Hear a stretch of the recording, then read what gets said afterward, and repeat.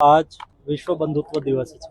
11 September 1893 સ્વામી વિવેકાનંદે વિશ્વ ધર્મ પરિષદ શિકાગોની અંદર એક ઐતિહાસિક ઉદ્બોધન કર્યું હતું। સ્વામી વિવેકાનંદે દેશ અને દુનિયાની અંદર બંધુત્વનો સંદેશ આપ્યો હતો। હિન્દુ શાશ્વત સંસ્કૃતિ વિશે દુનિયાને માહિતગાર કરી હતી। એ દિવસ વિશ્વ બંધુત્વ દિવસના રૂપમાં મનાવવામાં આવે છે। રામકૃષ્ણ મિશન સંસ્થા આ દિવસને સમગ્ર દેશ અને દુનિયાની અંદર ઉજવી રહી છે। સ્વામી વિવેકાનંદે કહ્યું હતું કે મને 100 યુવા નચિકેતા મળે જે રાષ્ટ્ર પુનરુદ્ધાર માટે અમને ઉપયોગી થઈ શકે। આજે પણ આપણા પ્રધાનમંત્રી આદરણીય મોદીજીએ વિકસિત ભારતની સંકલ્પના કરી છે અને વિકસિત ભારત માટે દેશના યુવાનોને રાષ્ટ્ર પ્રત્યે કર્તવ્યનું નિર્વહન કરવાનું આહવાન કર્યું છે। આજે ચોક્કસ રીતે દેશના યુવા રાષ્ટ્રને સમર્પિત, રાષ્ટ્રના વિકાસને સમર્પિત અને વિકસિત ભારતની સંકલ્પનાને ચરિતાર્થ કરવા માટે અગ્રેસર થઈ રહ્યા છે। સ્ટાર્ટઅપના માધ્યમથી, સ્ટેન્ડઅપના માધ્યમથી, સ્કિલિંગના માધ્યમથી યુવાઓ પોતે વિકસી રહ્યા છે અને રાષ્ટ્રના વિકાસમાં